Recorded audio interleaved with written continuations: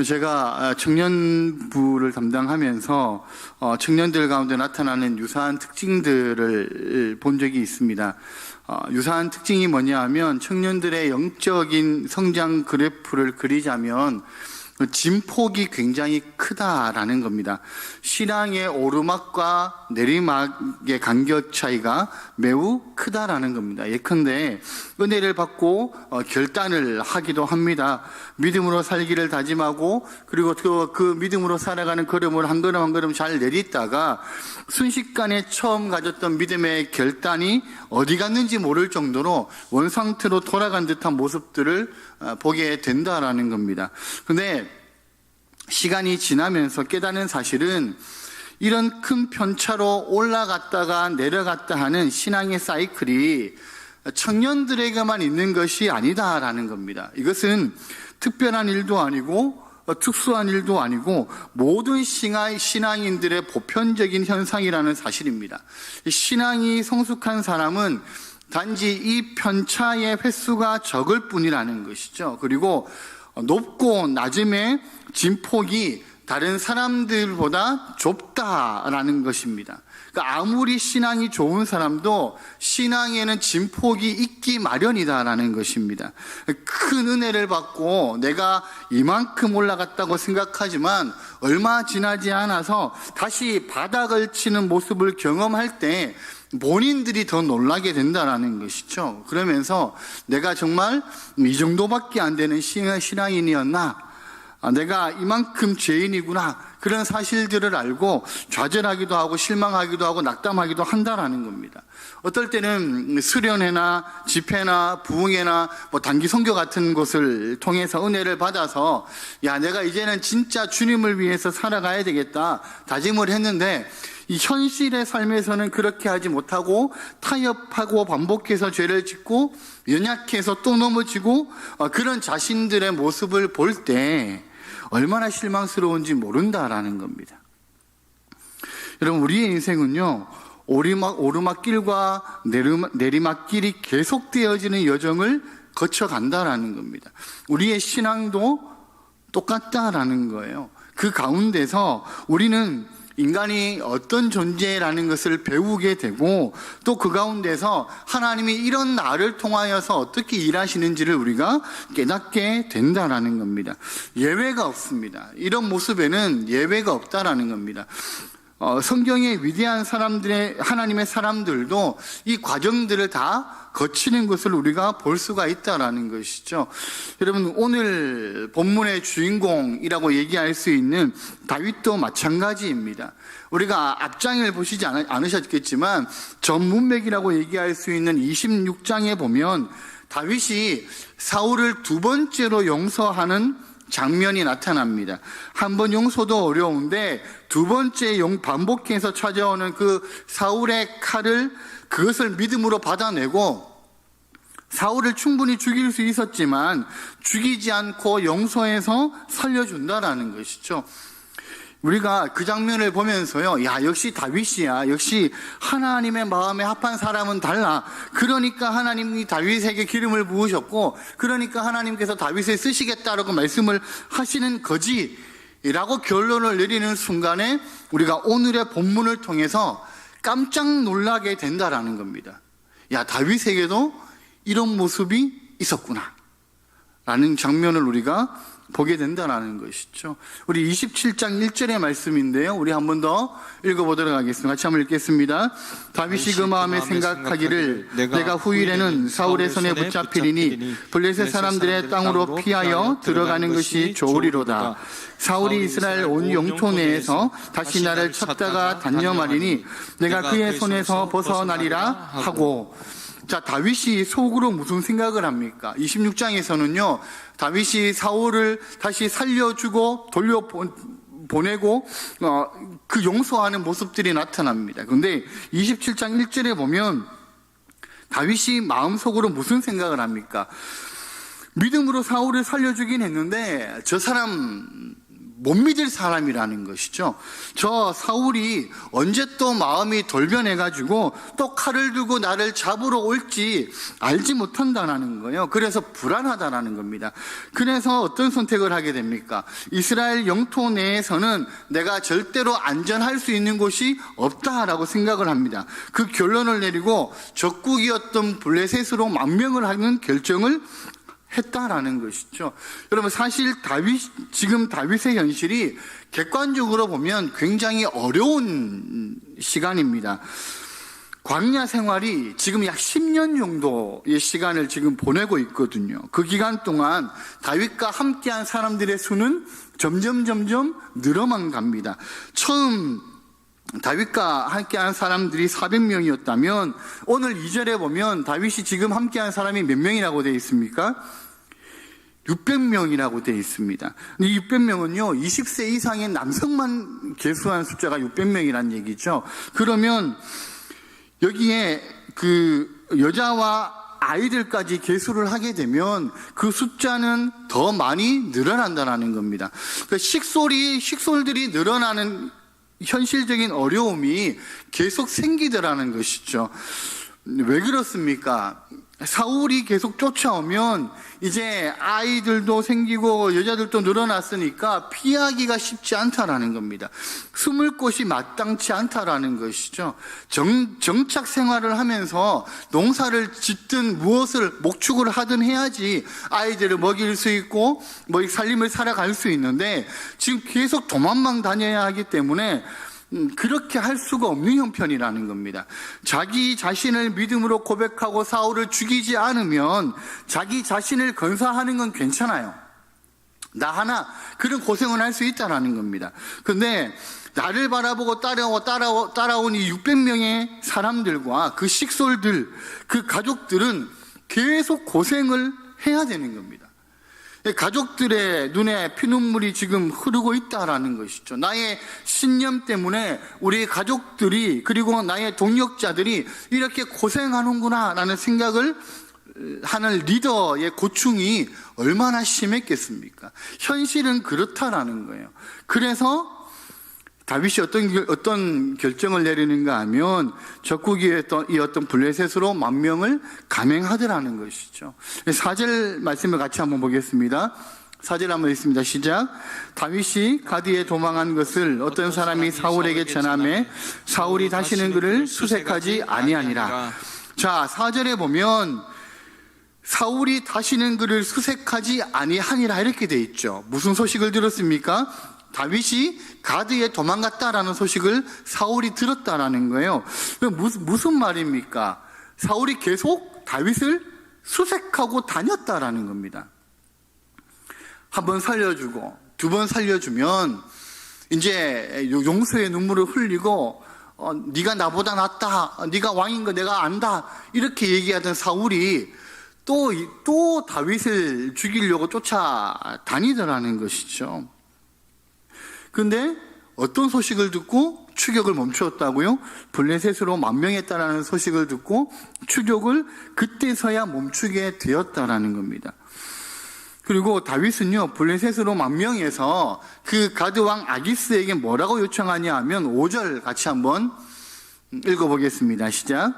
다윗이 아기스에게 이르되 바라건대 내가 당신께 은혜를 입었다면 지방 성읍 가운데 한 곳을 내게 주어 내가 살게 하소서. 당신의 종이 어찌 당신과 함께 왕도에 살리까 하니.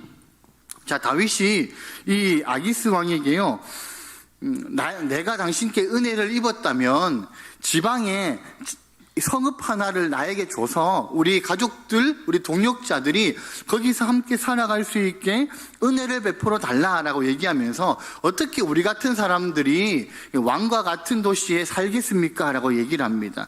근데 그 얘기를 듣고 6절에 보면 이 아기스 왕이요, 시글락이라는 성을 선물로 준다라는 것이죠. 이 시글락은 요새였습니다.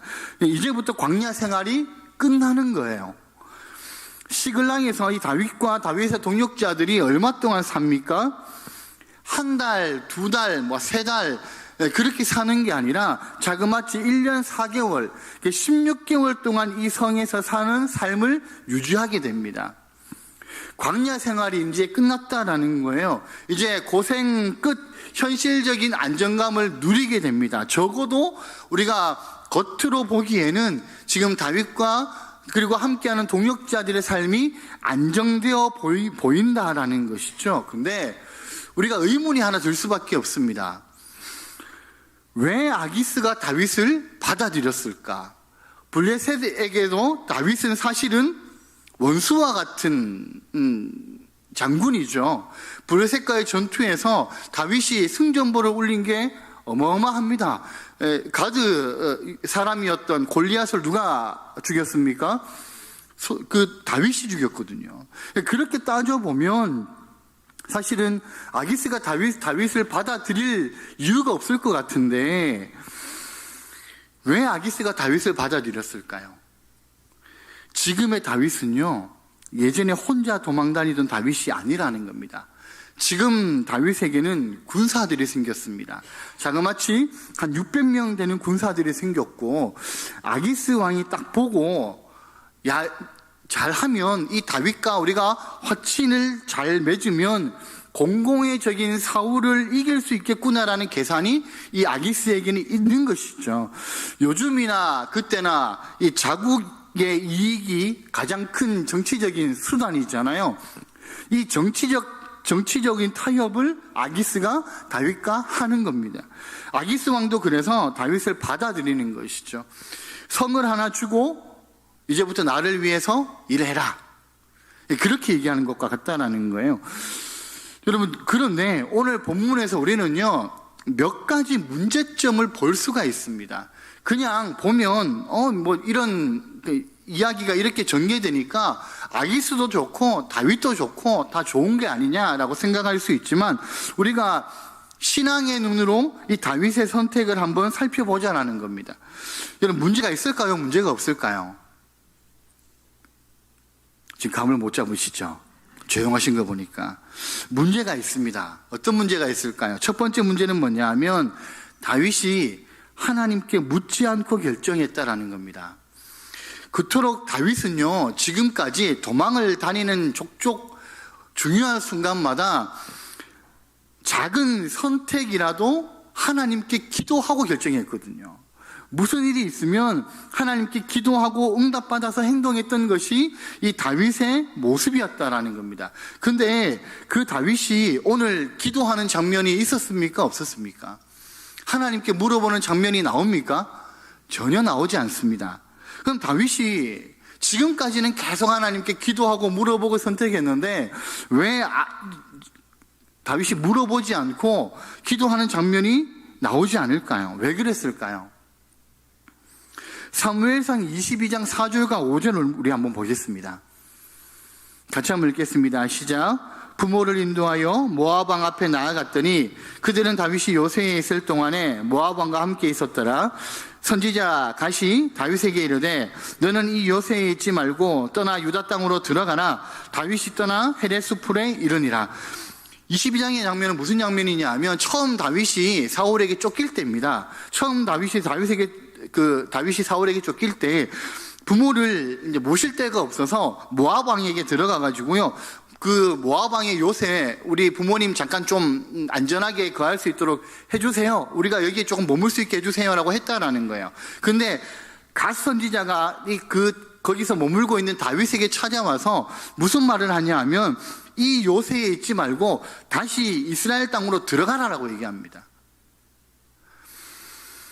다윗이 이스라엘 땅이 아니라 이방 땅이니 모압 땅에서 그것도 안전한 요새에서 거하니까요. 하나님께서 선지자를 보내서 너 거기 있지 마라고 말씀하셨다라는 거죠. 그럼 왜 하나님께서 그렇게 하셨을까요? 다윗이 어차피 이 사울 뒤를 이어서 이스라엘의 왕이 되어야 되는 다윗이 안전하면 하나님께도 좋은 거 아닌가요?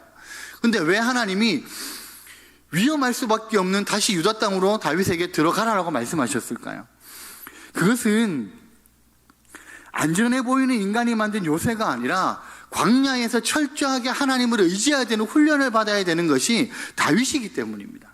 다윗은 기름 부음은 받았지만 앞으로 왕이 되기에는요, 많은 기간들이 남아 있습니다. 이 많은 기간 동안 하나님은 광야에서 다윗을 훈련시켜 나가시는 것이죠. 그래서 이스라엘의 왕으로 하나님이 세우실 때는 이 다윗이 하나님의 훈련을 다 받았을 때 그때 하나님께서 그때를 이루신다라는 겁니다. 근데 다윗이 지금 모압의 요새에 안전하게 숨어 있으니까 하나님께서 그렇게 하지 말라라고 말씀하시는 거죠. 그리고 그 하나님의 말씀에 다윗은 그대로 순종합니다. 근데 이제 다윗이 현실적인 어려움이 닥치니까요, 현실과 타협해버리는 것이죠. 하나님께 묻지 않고 블레셋의 요새 중에 하나인 시글락성으로 들어가 버립니다. 안전한 게 아니라 안전해 보이는 삶을 지금 선택한 것이라는 것이죠. 왜 묻지 않았을까요, 하나님께? 뻔하기 때문입니다. 우리도 그럴 때가 있지 않습니까? 하나님의 뻔한 답을 이미 우리는 알고 있는 거예요. 우리가 이미 결정해놓고요, 하나님한테 기도하면 하나님이 안 돼, 너 그렇게 하면 안 돼, 너 그렇게 살면 안 돼, 이렇게 말씀하실 것 같다라는 것이죠. 그러니까 아예 묻지를 않는 겁니다. 아예 기도하지 않는 거죠. 하나님이 싫어할 것을 알기 때문에 불순종하는 것임에도 불구하고 지금 다윗이 블레셋으로 정치적인 망명을 감행하는 겁니다. 하나님이 싫어하는 행동인지를 알면서도. 그래서 기도하지 않는 거죠. 다윗이 그 옛날에 뭐라고 고백했냐 하면 시편 118편 8절의 말씀인데요, 우리 같이 한번 읽겠습니다. 시작. 여호와께 피하는 것이 사람을 신뢰하는 것보다 나으며. 다윗이 분명히 이렇게 고백했어요. 여호와께 피하는 것이 사람을 신뢰하는 것보다 낫다, 이렇게 고백했거든요. 그런데 지금 현실은 어떻습니까? 자기를 따르는 600명의 군사들이 있고요, 그 식솔들이 지금 다 합치면 한 1000명 정도 되지 않았겠습니까? 그 많은 가족들이 늘어났어요. 현실의 무게는 너무 무겁다라는 것이죠. 나 혼자 같으면 그냥 살아가겠는데 내가 지금 쥐고 있는 현실의 무게가 너무 무겁다라는 겁니다. 그래서 어떻게 합니까? 그래서 사람을 의지하는 것이죠. 하나님의 통치를 벗어나서 블레셋을 향해서 그래서 내려간 겁니다. 여러분, 두 번째 다윗의 문제가 무엇이겠습니까? 5절 한번 보시겠습니까? 우리가 읽었지만 5절 말씀을 다시 한번 읽겠습니다. 시작.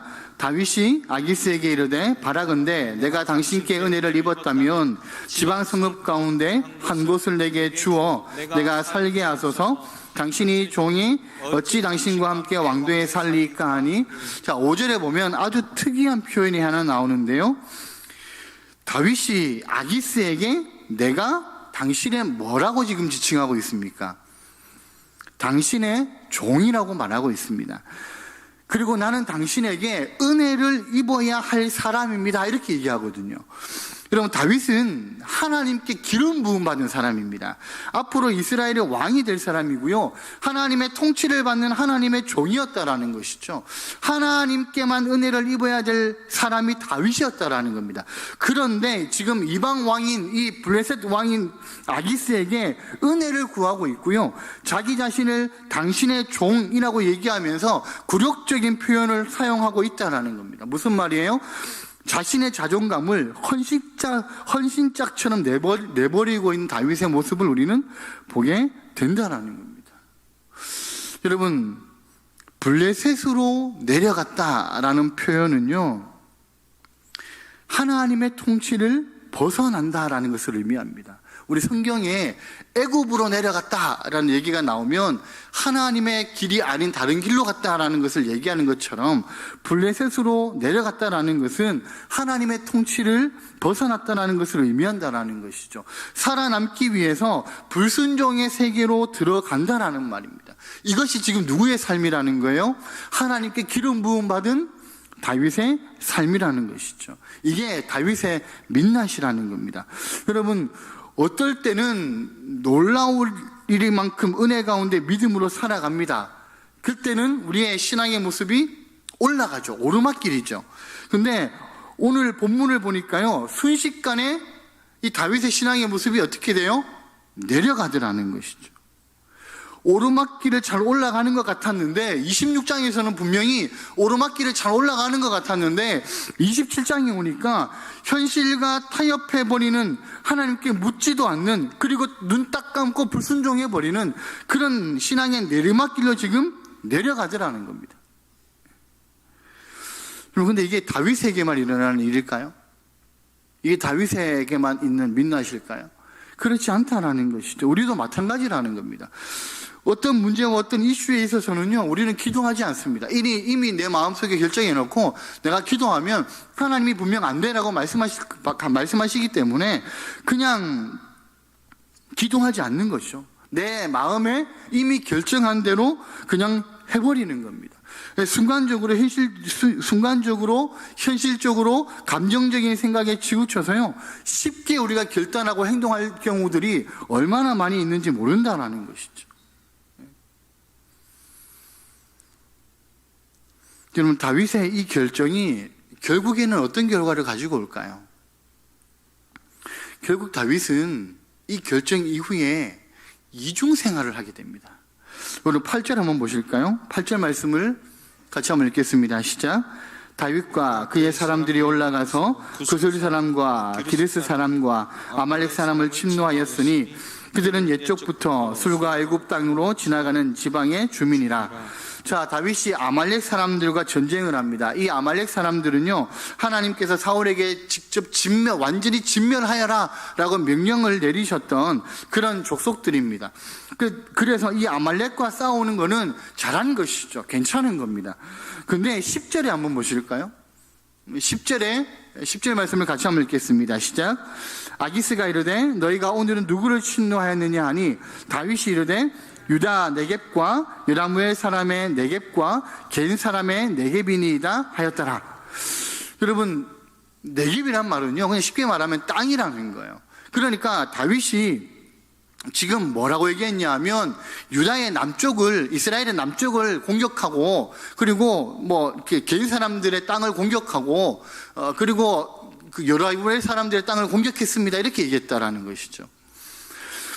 그러면서 전리품을 아기스에게 가져다 줍니다. 여러분, 지금 다윗이 뭘 하고 있는 거예요? 거짓말하고 있는 거죠. 지금 아기스에게요, 거짓말하고 있는 겁니다. 그리고 그 거짓말이 들통날까봐 한 사람도 살려두지 않습니다. 이 12절에 보면 이 아기스가요, 다윗의 말을 믿습니다. 그 아기스가 다윗의 말을 믿으면서 속으로 무슨 생각을 했을까요? 12절 보면, 우리 12절의 성경을 보셔야 되는데요, 이렇게 말하거든요. 아기스가 다윗을 믿고 말하기를 다윗이 자기 백성 이스라엘에게 심히 미움을 받게 되었으니 그는 영원히 내 부하가 되리라 생각하니라. 어떻게 생각했다고요? 야, 다윗이 이스라엘 공격했대. 그러면 다윗을 이스라엘 사람들이 싫어하겠네. 사울과 더 원수가 되겠네. 그러면 이 다윗은 이제부터 영영 내 부하가 되겠네 라고 생각했다라는 거죠. 굉장히 기분이 좋았다라는 겁니다. 여러분, 하나님께 기름 부음 받은 그 믿음 좋은 다윗이 거짓말을 일삼고 있는 거고요. 조금 더 심하게 얘기하면 사기치는 거죠, 지금. 그럼 다윗이 이중 생활을 그렇게 해가고 있다라는 겁니다. 그런데 다윗의 이 이중 생활은요, 더 불안합니다. 긴장감을 놓칠 수가 없습니다. 들키면 안 되거든요. 지금 시글락이라는 요새를 얻어서 거기서 안정적인 삶을 살아가고는 있지만 언제 나의 이중 생활이 들킬지 마음 계속 불안하다라는 거예요. 계속 매일매일 거짓말을 해야 된다라는 거죠. 살아남아야 하기 때문에 더 이상 광야 생활을 하지 않아야 되기 때문에 계속 불안하다라는 겁니다. 그 몸은 편할 수 있어요. 이 시글락 땅에서 거주하게 되니까. 근데 마음은 계속적으로 불안하더라는 것이죠. 여러분, 이런 다윗의 모습이요, 사실은 오늘에 살아가고 있는 우리들의 모습과 너무 비슷하지 않습니까? 그리스도인으로 살아가고는 있는데, 그리스도인이라고 얘기는 하고 있고 그리스도인으로 우리가 살아가고는 있는데, 아기스 왕의 통치와 같은 이 모순이 가득한 세상 가운데서 우리는 살기 위해서 때로는 타협도 생각도 하고 때로는 현실에 굴복하면서 살아가고 있다라는 겁니다.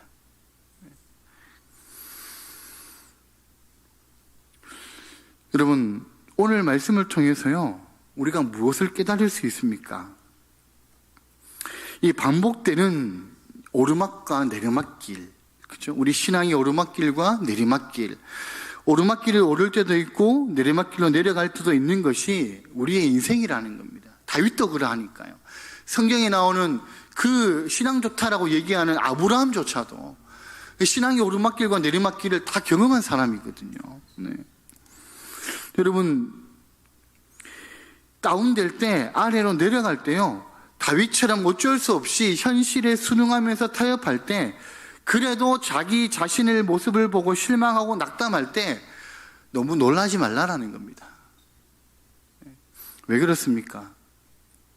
우리는 원래 그런 존재들이기 때문에 그렇습니다. 그러면 다윗, 우리가 보면서요, 어떻게 다윗이 이럴 수 있어 하지만 다윗도 원래 그런 존재라는 겁니다. 여러분, 우리는 언제 우리가 놀라야 되냐 하면요, 이 죄인 중에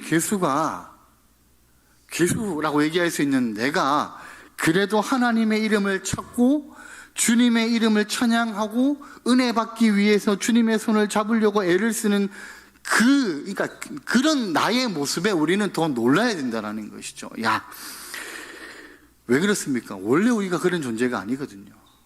원래 우리는 주님께서 은혜를 주셔서 살아가지 않으면 못 살아가는 존재가 원래 우리라는 겁니다. 네. 그 모습을 보고 우리는요, 놀라야 된다는 거죠. 야, 내가 그래도 하나님 말씀에 붙으려고 이렇게 애쓰고 있네. 그리고 내가 주님 손잡고 손 안 놓치려고 이렇게 애쓰고 있네. 야, 내가 그래도 말씀 앞에 서려고 이렇게 애쓰고 있네. 그런 우리들의 모습을 보면서 우리는 놀라야 된다는 것이죠. 우리가 넘어지고 쓰러지고 신앙이 오르막길로 올라갔다가 다시 신앙의 내리막길로 내려가는 것은요, 당연한 거라는 겁니다. 그것을 있는 그대로 인정하는 것에서 하나님의 은혜가 시작된다는 것이죠.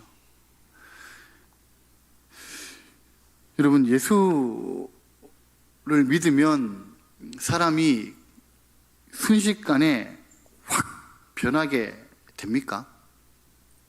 물론 가끔씩, 그죠? 정말 가끔씩 그런 분들도 계시긴 한데, 신분은 변하게 되는 것이죠. 우리의 신분이 너무나 존귀한 존재로 바뀝니다. 하나님의 자녀가 되는 신분으로 우리가 바뀌게 되죠. 근데 그 신분에 맞는 삶과 행동과 생각들은요, 오랜 시간을 통해서 하나님이 다듬어 가시고 훈련시키시고 변화시키신다는 사실을 우리는 기억해야 된다는 겁니다. 다윗이 한순간에 이스라엘의 왕으로 섭니까? 아니라는 것이죠. 광야의 10년이라는 그 하나님의 훈련의 기간이 지났을 때, 그때 다윗이 하나님께서 왕으로 세워주시더라는 것이죠. 그럼 우리가 놀라야 될 것은요, 우리가 넘어지고 쓰러지고 타협하는 것 때문에 놀라는 게 아니라, 그러함에도 불구하고 우리를 포기하지 않으시는 하나님의 은혜 때문에 우리는 놀라야 된다는 겁니다. 야, 이렇게 살아가는데 하나님 나를 포기하지 않으시네. 우리가 그걸 어떻게 알 수 있습니까? 오늘 본문이 뒤에 보면 나와요. 여러분, 이런 다윗의 모습을 보시고 하나님께서요, 이 다윗의 모습을 보고 하나님이, 야, 그래도 네가 이스라엘의 기름 부음 차세대 왕인데 어떻게 네가 그럴 수 있냐? 라고 하나님이 다윗을 책망하지 않습니다. 한 번도 하나님은 다윗에게, 네가 그렇게 행동해서 너를 왕 삼은 거 내 후회해. 너에게 기름 부은 거 나 후회해. 이런 말씀을 하나님 한 번도 하지 않으셨다라는 거죠. 오늘 본문 어디를 찾아봐도요, 하나님이 다윗을 책망하신 장면은 나오지가 않습니다. 분명한 것은 이 가운데도 하나님의 인도와 하나님의 놀라운 은혜가요, 지속되고 있다라는 겁니다. 다윗이 잘한 게 하나도 없잖아요. 도망간 거잖아요. 다윗이 잘한 게 하나도 없는데 하나님이 여전히 그를 보호하고 계시더라는 것이죠. 1년 6개월, 그러니까 1년 4개월, 16개월 이 시글락에서의 삶이, 이것이 바로 다윗의 광야 생활의 마지막입니다. 그 다음 생활이 어떤 생활일까요? 이 생활 이후에요, 하나님이 다윗을 바로 왕으로 세워주십니다. 이 생활 이후에 사울과 사울의 가문이 완전히 망하거든요. 그리고 다윗이 왕으로 바로 세움을 받게 됩니다. 여러분 놀랍지 않습니까? 다윗이 끝까지 잘 순종해서 믿음의 정점에 올라갔을 때 하나님이 그때 다윗을 왕으로 세우지 않으셨다라는 겁니다. 현실과 타협하고 거짓말하면서 아기스 왕에게 사기치면서 그 살았던 1년 4개월 시간이 끝나고 어쩌면 신앙의 내리막길을 걸었다라고 얘기하는 그때요, 하나님이 그를 들어서 왕으로 삼으시더라는 것이죠. 여러분, 다윗이 왕으로 세워졌을 때요, 무엇을 느꼈겠습니까? 아마 다윗이 신앙적으로 가장 오르막길 정점에 찍었을 때 다윗이 왕이 되었다면, 그렇지, 역시 내가 하나님 잘 따랐지, 역시 내가 이런 모습이 되니까 하나님이 나를 왕으로 세우셨지, 이렇게 생각했을 수도 있을 거예요. 근데 완전히 지금 망명자가 되고 하나님의 말씀에 불순종하고 그리고 거짓말하고 그런 삶의 모습 가운데서 다윗이 왕이 된 것이잖아요. 다윗이 무엇을 느꼈겠습니까? 그렇구나, 모든 것이 하나님의 은혜이구나. 내가 한 거는 하나도 없구나. 다 하나님의 은혜이구나라는 것을 깨닫게 되었다라는 것이죠. 여러분, 오늘 본문을 보시면요, 결국은 이 다윗의 선택으로 인하여서 아주 중대한 위기가 한번 찾아오게 됩니다. 28장 1절에 보시면 블레셋 연합군들이 결성이 됩니다. 블레셋을 다스리고 있었던 그 지방의 왕들이 많았거든요. 이 왕들이 그 하나의 한 팀이 되어서 이스라엘과 지금 싸우려고 군대를 모집한다라는 거죠. 아기스가 다윗에게 뭐라고 얘기하냐면, 야 다윗, 너도 나랑 같이 이스라엘과 전쟁하러 가자, 이렇게 얘기하는 거예요. 근데 이 다윗이 그렇게 요구하는 이 아기스에게 뭐라고 얘기하냐 하면, 당신의 종이 행할 바를 아십니다, 이렇게 얘기합니다. 무슨 말이냐 하면 따라가겠다라는 뜻이에요. 지금 사울을 향해서요, 칼과 창을 찌르지 않았던 다윗이 이제는 이스라엘 전체와 싸워야 되는 진짜 이중 생활의 끝이라고 오더라는 것이죠. 어쩌면 절체절명의 순간이 다윗에게 찾아오더라는 겁니다. 그래서 다윗이 전쟁터까지 같이 갑니다. 근데요, 하나님이 거기서 어떻게 도우신 줄 아세요? 29장 1절에 보면 블레셋 다른 왕들이 이 군대를 모아가지고 이스라엘과 싸우려고 하는데 거기에 보니까 다윗이 있더라는 거죠. 그래서 이 블레셋의 다른 왕들이 이 아기스에게, 저 다윗은 원래 이스라엘의 장수였지 않냐, 저 다윗이 만약에 마음을 바꿔먹고 뒤에서 우리를 공격하면 어떻게 되겠냐, 다윗이 같이 가면 우리는 같이 싸우러 안 가겠다, 그렇게 나오는 거예요. 그러니까 아기스가 어떻게 하냐 하면 다윗에게 굉장히 미안해합니다. 아 다윗, 너 같이 못 가겠다, 다른 왕들이 너랑 같이 가면 전쟁하러 안 나가겠다 그런다, 너는 다시 그냥 시글락으로 가라, 이렇게 얘기하거든요. 여러분, 하나님께서요 그 다윗의 위기를 모면케 해주셨다라는 거죠. 지금 이중생활의 마지막 끝까지 왔잖아요. 자기 동족을 향하여서 지금 전쟁을 해야 되는 그런 절체절명의 순간까지 왔는데 그 위기에서 하나님이 다윗을 건져 주시더라는 거죠. 여러분, 다윗이 뭐 잘한 게 있습니까? 잘한 거 하나도 없습니다. 지금까지 보면. 그죠? 현실과 타협하고 쓰러지고 넘어지고 찌그러져 있는 그 부족한 모습, 그 모습 그대로인데 하나님이 그런 다윗이지만 그래도 안으시고 기름 부어주셨던 그 왕의 약속을 그대로 성취하셨다라는 거죠. 우리 하나님께서요 그런 하나님이심을 믿으시기를 바랍니다. 여러분, 이것이 우리에게 위로가 되고 위안이 되죠. 혹시 여러분 가운데 이중생활하고 계시는 분들이 계십니까? 한 발 여기 걸치고 한 발 여기다 걸치고, 네. 혹시 이 이중생활 하면서, 야 내가 그리스도인인데 이렇게 살아도 되나? 야 내가 그리스도인인데 한 발 이렇게 걸치고 있어도 되나? 혹시 그렇게 생각하고 마음 졸이면서 안타까워하고 계시는 분들이 계시다면 다윗도 그랬다라는 거예요. 근데요, 하나님께서 그런 다윗도 위로해 주시고 다시 세워 주시더라는 것이죠. 그렇다면 그런 우리들의 모습이라 할지라도 때로는 우리가 연약해서 세상과 조금 타협하고 한 발 이렇게 걸치고 있다 할지라도 하나님께서요, 우리를 회복해 하실 것이라는 겁니다. 그러면서 우리를 안으실 것이라는 거죠. 그렇기 때문에 여러분, 우리가 포기하지 말아야 된다는 거예요. 내가 이렇게 있느니 그냥 신앙생활을 포기해야 되는 거 아니야? 그렇게 하지 않아야 된다는 거죠. 그냥 끝까지 우리가 하나님께 매달리게 있으면 하나님께서 우리를 새롭게 하실 것이라는 겁니다. 여러분, 지금의 내 모습이 예전의 신앙의 믿음을 다 까먹어버리고 하나님 보시기에 부끄럽게 신앙생활하는 것처럼 보여도 하나님은 여전히 우리를 사랑하고 계시고 지켜보고 계신다는 사실을 잊지 마시기를 바랍니다. 여러분, 그렇다면요, 나뿐만 아니라 다른 사람에게도 이것이 적용돼야 되겠죠. 혹시나 우리 주변에, 우리 공동체에 이 블레셋을 향해서 가고 있는 공동체에 우리 지체들이 있다면, 야, 네가 어떻게 그렇게 생활하면서도 네가 어떻게 신앙생활한다고 얘기할 수 있냐? 우리가 이렇게 비난할 게 아니라 그 사람들을 위해서, 야, 저기 또 한 명이 다윗이 있구나, 우리가 저 사람을 위해서 기도해야지. 그러면서요, 하나님도 그를 포기하지 않는데 어떻게 우리가 그를 포기하겠냐? 그 마음 가지고 끝까지 품어주고 그들을 위해서 기도해야 된다는 것이죠. 여러분, 다윗도 신앙에 내리막길이 있었습니다. 한참 올라가다가요, 순식간에 그 신앙의 내리막길로 달려가는 모습들을 보게 됩니다. 그렇지만 하나님은 그런 다윗도 안아주시고 하나님의 약속을 성취해 주시더라는 것이죠. 그런 다윗에게 하나님이 은혜를 베풀어 주셨다라는 겁니다. 그렇다면 하나님은 여전히 우리를 포기하지 않고 계신다라는 거죠.